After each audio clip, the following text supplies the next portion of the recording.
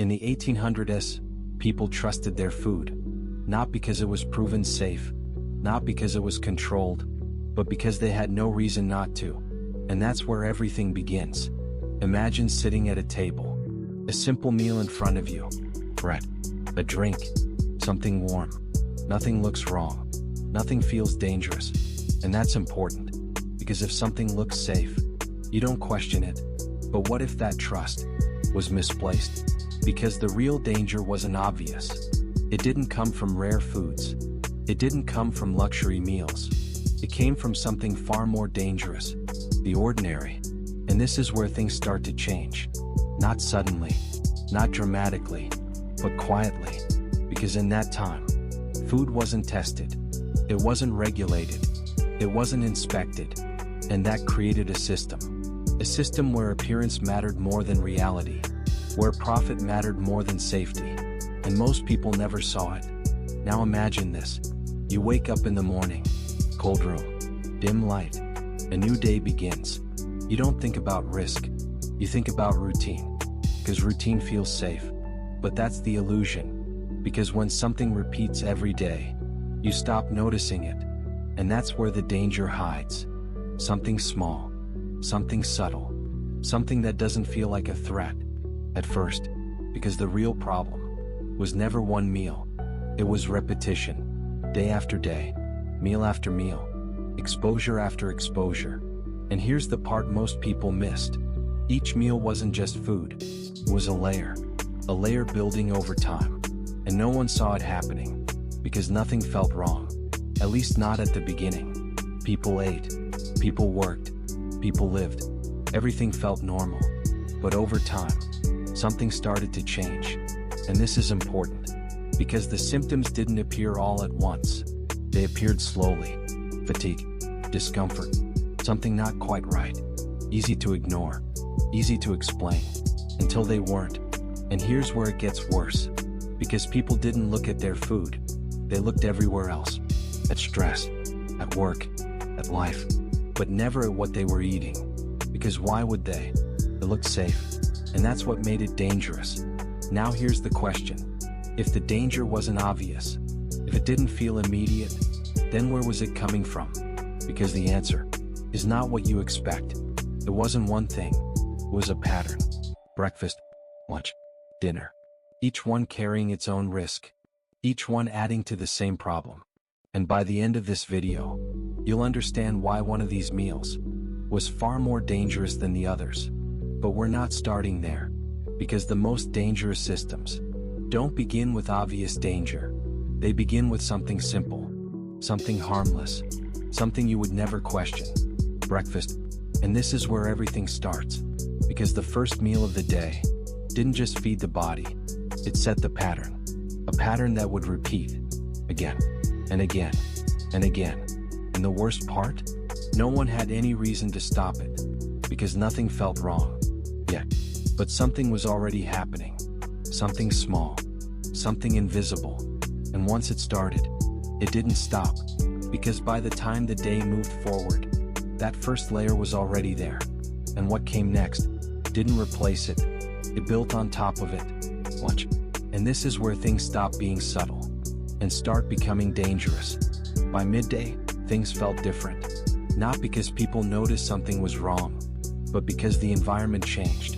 Morning was controlled, quiet, predictable, familiar. But lunch? Lunch was exposed. And that changes everything. Imagine walking through a crowded street. Voices everywhere. Sellers calling out. People moving in every direction. A market. Busy. Loud. Alive. At first glance. Feels safe. There's food everywhere. Options. Choice. Abundance. And that's exactly the illusion. Because more food doesn't mean safer food.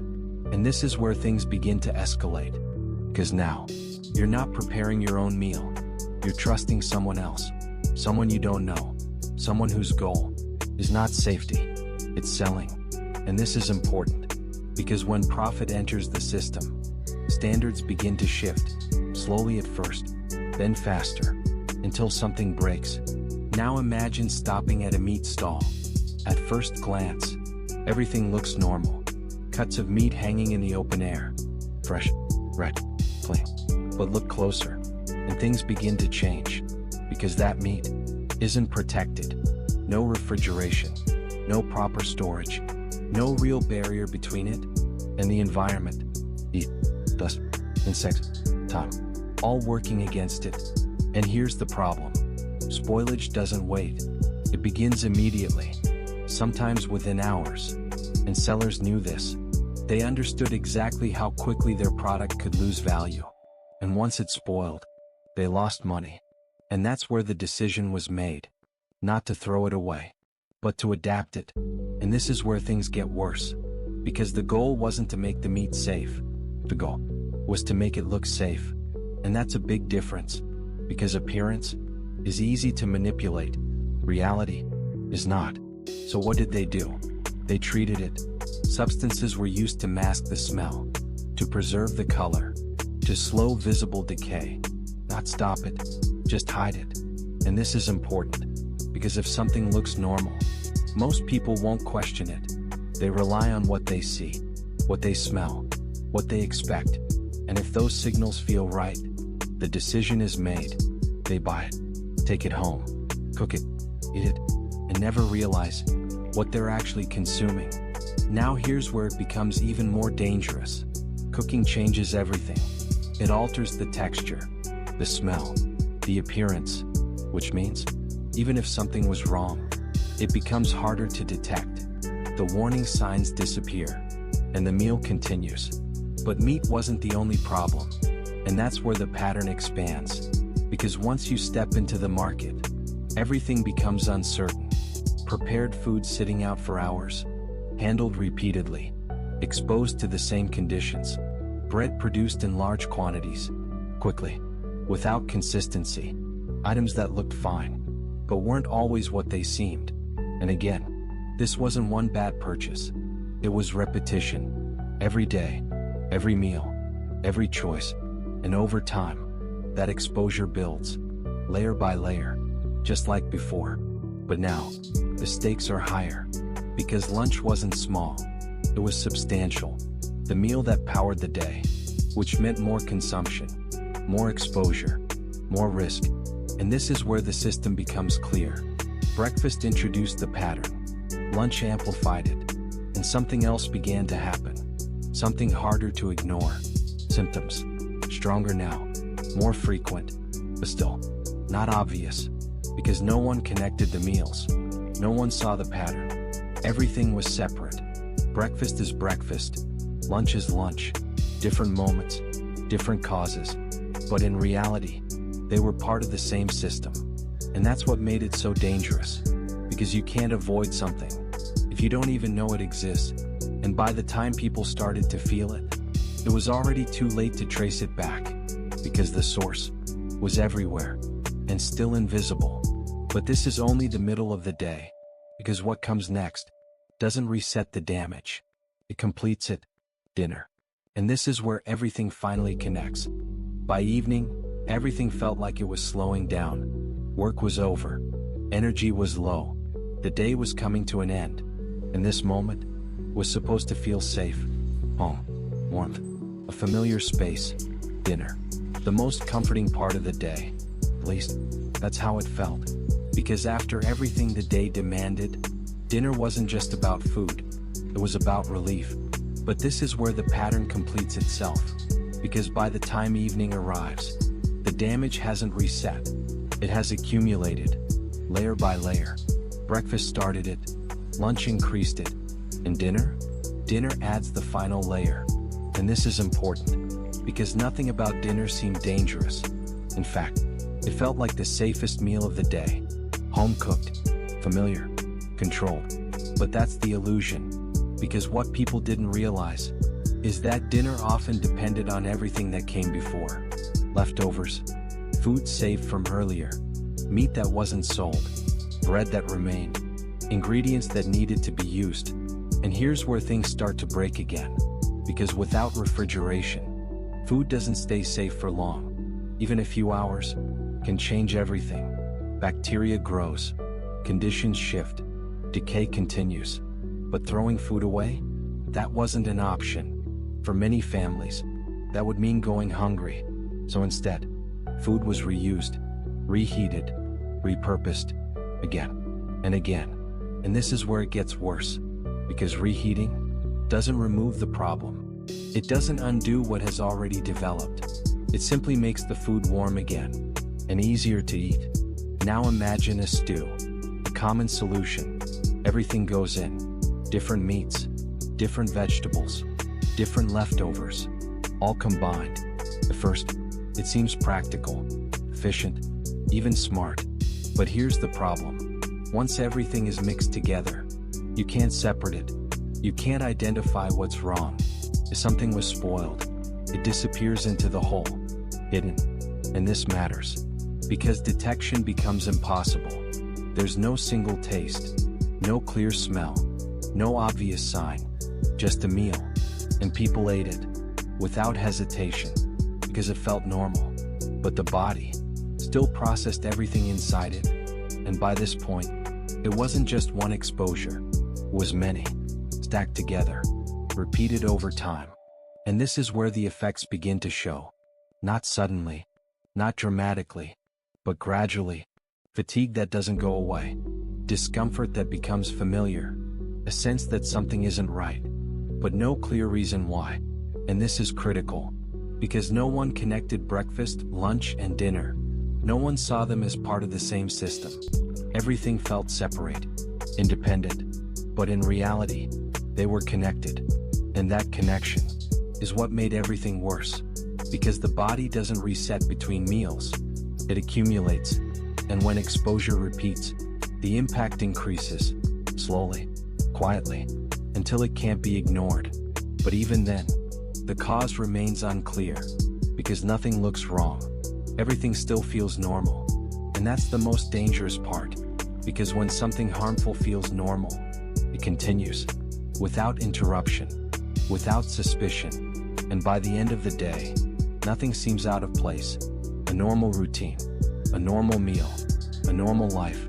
But beneath that, something has already changed, something that will continue into the next day, because the cycle doesn't end here. It repeats, again, and again, and again, until something finally breaks. But even then, most people still won't know why, because the real problem was never one meal, it was the system. And in the next part, that system becomes impossible to ignore. By the next morning, nothing seemed different. That's what made it terrifying. The same table, the same cup, the same bread, the same quiet room. Everything looked exactly as it did the day before. And that's the trap, because danger that repeats eventually becomes invisible. People stop questioning it, stop noticing it, stop feeling suspicious. Routine becomes comfort. Comfort becomes trust. Trust becomes blindness. And this is where the story stops being about food and starts becoming about the system itself. Because breakfast, lunch, and dinner were never isolated problems. They were parts of one machine. A machine built on necessity. And necessity is powerful. Imagine being poor in the 1800s. You don't choose the best meal. You choose what you can afford. You don't ask where it came from. You ask if it will last. You don't question quality. You question survival. And this is where things become darker. Because once survival enters the equation, standards disappear. People accept what they normally wouldn't. Milk that looks slightly off. Bread that tastes strange. Meat that smells almost fresh. Almost. And that word matters. Because almost safe can be more dangerous than obviously bad. If food is clearly rotten, you avoid it. But if it's only slightly wrong, you keep eating. And day after day, that small compromise builds. This is where the real damage happens. Not in one moment, not in one meal. Over time, week after week, month after month, the body begins to change. Low energy, constant discomfort, unexplained weakness. And because the decline is slow, people adapt to it. That's the terrifying part. They begin to think this is normal. They think exhaustion is life, pain is life, illness is life. Because when decline is gradual, it doesn't feel like a sudden event. It feels like reality. And this is where the system wins, because the body is suffering, but the mind doesn't identify the cause. No one points to the table. No one blames the food, because the same meals are everywhere. The same bread in every district. The same milk in every city street. The same meat in every market. If everyone is eating it, then it must be safe, right? And that false safety is exactly what kept the cycle alive. Now imagine a family, parents, children, a small dinner table. Everything looks warm, peaceful, human. But one child is quieter than usual, more tired, less energetic. At first, it seems harmless, maybe just a long day, maybe poor sleep, but over time, keeps happening. And this is where emotion enters the story, because now it's no longer just historical. It becomes personal. A mother watching her child grow weaker. A father ignoring his own symptoms to keep working. A family slowly declining, without understanding why. And this is where the emotional carousel matters.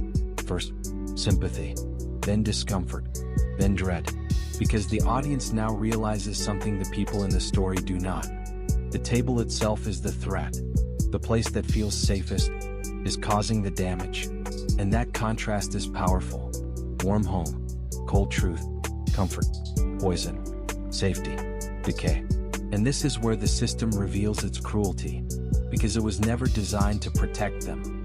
It was designed to function, to keep people fed just enough, working just enough, surviving just enough, but not necessarily safe. And in the next part, we move from symptoms to consequences, because this is where the cost becomes impossible to ignore. At first, the consequences didn't feel real. They were easy to dismiss. A bad day, a weak moment, something temporary. Because people don't expect something normal to be the cause of something serious. And that's where the system keeps working. Because as long as doubt stays low, nothing changes. But over time, the pattern becomes harder to ignore. Fatigue turns into exhaustion. Discomfort turns into pain. Small symptoms become consistent. And this is where things begin to shift. Not in the system, but in the people. Because now, they start noticing, not everything, but enough to feel that something is wrong. And this is important, because awareness doesn't start with answers. It starts with confusion. Why am I always tired? Why does this not go away? Why does this feel different? Questions begin to appear, but answers? Still nowhere. Because the source remains hidden. The food still looks normal. And that illusion continues to protect the system. Now imagine this. A man working long hours, day after day, eats the same meals. Bread, meat. Nothing unusual, but something changes. His energy drops. His strength fades. Tasks that once felt easy, now feel heavy. At first, he ignores it, because stopping is not an option. But over time, ignoring it becomes harder. And here's where it gets worse. Because when symptoms grow, people look for causes, but they look in the wrong places. Or stress, weather, anything but the food.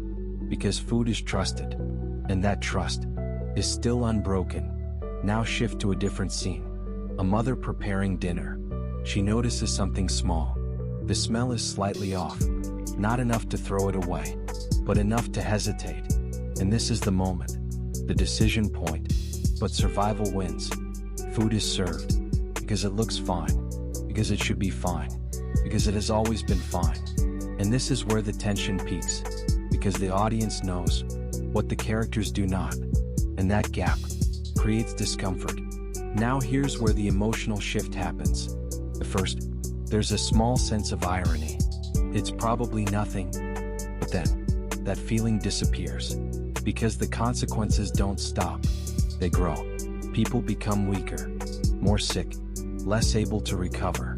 And slowly, the system begins to reveal itself. Not clearly, but through patterns. The same symptoms, the same decline, across different people, different places. And this is the breaking point. Because now, it's no longer random. It's connected, but still, not fully understood. And this is where the story changes again. Because once patterns appear, people begin to question. quietly at first, carefully, but enough to matter. And this is where something new enters the system. Doubt. And doubt is dangerous, because once people begin to doubt, they begin to look deeper. And once they look deeper, they begin to see things differently. But what they discover is worse than they expected, because the problem isn't one product. It isn't one seller. It isn't one mistake. It's everything. And in the next part, that realization becomes impossible to ignore, because this is where the system starts to crack. At first, the system didn't break. It resisted, because systems like this don't collapse overnight. They adapt, they hide, they continue. And this is where things become even more unsettling, because even as people began to question, nothing visibly changed.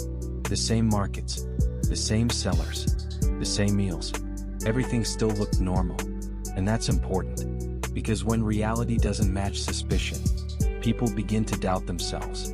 Maybe it's nothing, maybe I'm overthinking. And just like that, the system stabilizes again, but only for a moment, because something had already shifted. Awareness had begun, and once awareness starts, it doesn't disappear. It grows, slowly, quietly, until it reaches a point where it can't be ignored. And this is where the first real cracks appear. Not in the food, in the pattern. Because now people start to compare. Different households, different streets, different lives, but the same symptoms. And that's where things become undeniable, because coincidence has limits. And once those limits are crossed, the mind starts looking for connections. And this is the moment when everything changes.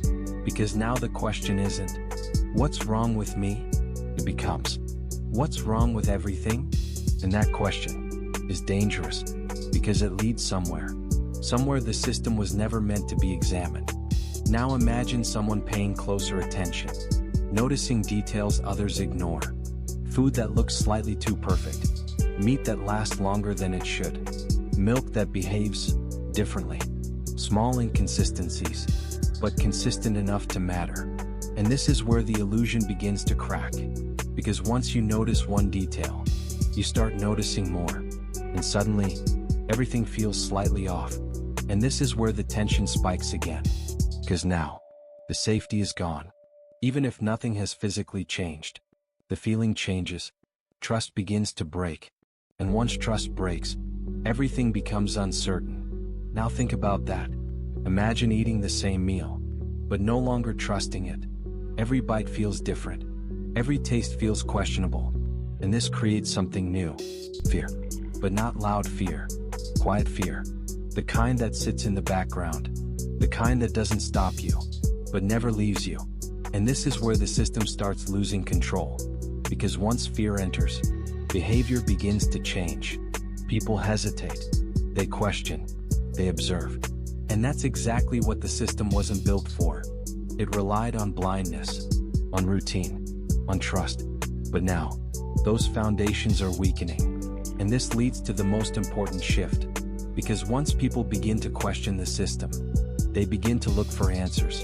And answers require investigation. And investigation reveals truth. But here's the problem. The truth was far worse than anyone expected.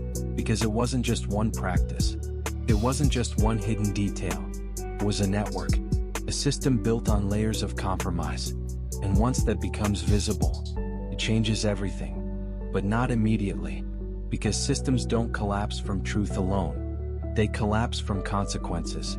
And those consequences were already in motion for years, hidden, accumulating, waiting. And in the next part, we finally reach the point where everything connects, because this is where the hidden damage becomes impossible to deny. And this is where the story stops being subtle and becomes real. By the time people began to understand, it was already happening everywhere. Not in one city, not in one market, but across entire regions. And that's what made it undeniable. Because when the same patterns repeat in different places with different people, it's no longer coincidence. It's a system. And this is where everything finally connects. Breakfast, lunch, dinner, not separate moments, but a continuous cycle, a loop that never stopped. And this is critical, because once you see the loop, you can't unsee it. Morning starts it, midday amplifies it, evening completes it, and then it begins again, day after day, without interruption, without awareness. And this is where the consequences become visible, not as one event, but as a pattern of decline. People getting weaker, more frequently sick, less able to recover. And this is where the emotional shift deepens, because now it's no longer abstract, it's human. Families affected, workers struggling, children changing. And this is where it hits harder, because the audience now sees the full picture, but the people inside the story still don't. And that gap creates tension, because we understand the cause, but they are still living inside it. Now imagine a room, a family sitting at the table, food placed in front of them. Everything looks normal. Bread, meat, a warm meal. The same image from the beginning. But now, it feels different, because now we know. And this is where the contrast becomes powerful. The safest place is the most dangerous. The most trusted moment is the most harmful. And that's the breaking point, because once perception changes, reality changes with it. Now every detail matters. Every ingredient feels uncertain. Every bite feels different. And this is where fear becomes real. Not imagined, not subtle, but present. And this is where the system begins to collapse. Not because it stops working, but because people stop trusting it. And that's more powerful, because once trust is gone, everything must change. But change doesn't happen instantly. And that's important, because while awareness spreads, the system continues. Food is still sold. Meals are still eaten. The cycle continues. And this creates one final layer of tension, because now people know, but they can't fully escape it. There are no alternatives, no safer options, no clear solutions. And that's what makes this moment so uncomfortable, because knowledge without control creates helplessness, and helplessness is powerful, because it forces action. And this is where everything begins to shift, because once enough people recognize the problem, the system can no longer ignore it. Pressure builds, questions grow louder, and eventually, someone has to respond. And this is where the story moves beyond individuals into something bigger, because now we're not just talking about food, we're talking about change. And in the next part, we finally see how that change begins, and why it didn't come easily, because systems built on survival don't give up control without resistance. At first, change didn't look like change. There was no sudden shift, no clear turning point, just small moments, questions being asked, observations being shared, people beginning to speak about things that once went unnoticed. And this is where everything starts to move. Not fast, but enough to matter. Because once an idea enters the system, it spreads, quietly at first, from one person to another, from one household to the next. And that idea was simple. Something is wrong. But that's all it was at the beginning. No proof, no clear answers, just a feeling. And feelings alone don't change systems, because systems rely on stability. They resist uncertainty. They push back against doubt. And this is where resistance begins, because not everyone wanted change. Some depended on the system staying exactly as it was. Sellers, producers, markets. For them, questioning the system meant losing control, and control means profit. So instead of changing, they defended it, minimized concerns, ignored patterns, dismissed questions. And this is where tension rises again, because now there are two sides. Those who suspect something is wrong, and those who insist everything is fine. And this conflict drags the situation forward. But here's the problem. Reality doesn't stop. Even if people deny it, even if the system resists, the consequences continue. People still get sick, symptoms still repeat, patterns still emerge, and eventually, that becomes impossible to ignore, because evidence builds, not in one place, but everywhere. And this is where things start to accelerate, Because now, it's no longer just individuals noticing patterns. It's groups, communities, observers, people who start documenting what they see, writing about it, talking about it, sharing it. And this is where the system begins to lose control, because information spreads faster than silence. And once something is seen by enough people, it can't be hidden again. And this is the turning point, because now, the problem has a shape, not fully clear, not fully understood, but visible enough. And that visibility changes everything, because now, action becomes possible. Not easy, but possible. And this is where something new enters the story. Accountability, the idea that someone should be responsible. And that idea is dangerous for a system built without limits, because once responsibility is introduced, behavior must change, or consequences will follow. And this is where pressure reaches its peak, because now, the system can't stay the same, but it also can't change instantly. And that gap creates instability, and instability leads to transformation. But transformation comes at a cost. And in the next part, we see what that cost really was. Because change didn't happen peacefully, and it didn't happen without damage.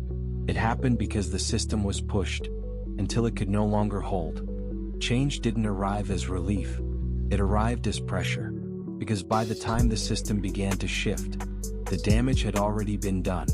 And this is important, because transformation doesn't erase the past, it exposes it. And once exposed, it forces a reaction. The first, that reaction was resistance, denial, attempts to hold things in place, because admitting the problem meant admitting responsibility, and responsibility meant consequences. But reality doesn't negotiate, and the patterns had become too clear, too widespread, too consistent. People were getting sick, not randomly, not occasionally, but repeatedly, and that repetition couldn't be ignored anymore. And this is where the system begins to fracture, not completely, but enough to change direction, because once pressure builds high enough, something has to give, and slowly, rules begin to appear. Not perfect, not complete, but something. Early attempts to control quality, to limit certain practices, to introduce basic standards. And this is where things start to feel different. Because now, for the first time, there are boundaries. But here's the problem. Boundaries don't fix everything instantly, because the system had been running unchecked for too long. Habits were already formed, practices already normalized, and changing that takes time. So even as rules appear, the old system continues underneath, partially hidden, partially active. And this creates a dangerous overlap. Old risks, new expectations, and a gap between them. And this gap is where the final consequences appear. Because now, people are aware enough to see problems, but not protected enough to avoid them. And that creates tension, because expectation rises faster than safety. And this is where frustration grows, because change feels too slow, too limited, too incomplete. But still, it moves forward, step by step, until something finally shifts. Because once accountability exists, behavior starts to change, gradually, then more noticeably. Practices improve, standards tighten, oversight increases, and over time, what was once normal becomes unacceptable. And this is the moment everything turns. Because now, the system is no longer invisible. It is watched, measured, controlled, and that changes everything. But here's the final truth. That change didn't happen because the system wanted it. It happened because it had no choice. Because too many people were affected. Too many patterns appeared. Too much damage accumulated. And eventually, it reached a point where it could no longer continue unchanged. And this leads to the final realization. Because everything we've seen, everything we've followed, leads to one simple truth. The danger was never obvious. And that's why it lasted so long. But the most unsettling part is still ahead. Because even after everything changed, one question remains. How close was it to going unnoticed forever? Now imagine that same table again. The one from the beginning. A simple meal. Bread. A drink. Something warm. Nothing looks different. And that's the point. Because the most dangerous things don't always change how they look. They change what they do. And this is the final realization. Because everything we've seen, everything we've followed, was never about one product. It wasn't just bread. It wasn't just milk. It wasn't just meat. It was a system. A system where appearance replaced truth, where routine replaced awareness, where trust replaced verification. And for a long time, that was enough to keep everything running. People ate, people worked, people survived. But survival is not the same as safety. And that's the difference that changed everything. Because over time, patterns became visible, symptoms became undeniable, questions became louder, and eventually, the system had to respond. Rules appeared, standards formed, oversight increased, not instantly, not perfectly, but enough to begin changing the outcome. And today, it's easy to assume that food is safe, that everything has been checked, tested, verified, and in many cases, that assumption is justified. But it exists because of what came before, because of a time when none of that existed, a time when people relied on trust alone, and that trust was not always enough. Now here's the part that matters most, because this story isn't just about the past, it's about perception, because even now, we trust what looks normal, we rely on routine, we assume safety, and most of the time, that assumption is correct. But it only exists because the system changed, because people questioned, because patterns were recognized, because pressure forced improvement. And without that, things would be very different. Now go back to that table one more time. Same meal, same setting, same calm moment. But now, you see it differently, because now you understand something you didn't before. Safety is not about appearance. It's about systems. It's about standards. It's about accountability. And without those things, even the most ordinary meal can become something else entirely. Something hidden, something gradual, something dangerous. And the most unsettling part? For the people living through it, it never felt unusual. It never felt extreme. It never felt like a threat. It just felt normal. And they lived that reality every single day, without knowing, without questioning, without understanding, until it was too late. And that's the part that stays with you. Not the danger you can see, but the one you can't. Because the most effective risks are the ones that don't feel like risks at all. And for millions of people in the 1800s, that was their reality. Every meal, every day, and they never knew why.